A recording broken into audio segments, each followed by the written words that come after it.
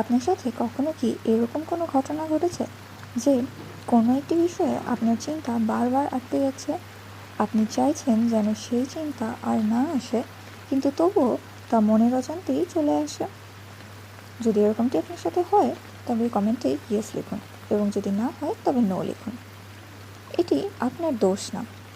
মন যখন কোনো কষ্টের জায়গায় আটকে যায়, তখন সে বারবার সেখানে ফিরে যেতে চায়, যেন মনে হয় এটি বারবার ভাবলেই সমাধান হবে।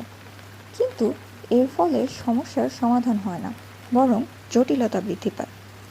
ডিবিটিতে এই সমস্যার সমাধানের জন্য একটি কৌশল আছে, যা হলো ডিস্ট্র্যাকশন। এর মানে হলো মনকে একটু অন্যদিকে স্থানান্তর করা, যতক্ষণ না চিন্তাটি একটু শান্ত হয়। যেমন পছন্দের কোনো বিষয়ে পড়তে পারেন, টিভিতে কোনো অনুষ্ঠান দেখতে পারেন, শরীরচর্চা বা ব্যায়াম করতে পারেন, একটু হাঁটাহাঁটি করতে পারেন, প্রিয় কোনো বন্ধুকে ফোন করে কথা বলতে পারেন। চিন্তা আসবে, এটি স্বাভাবিক, কিন্তু সেই চিন্তার পেছনে ছুটতে হবে না।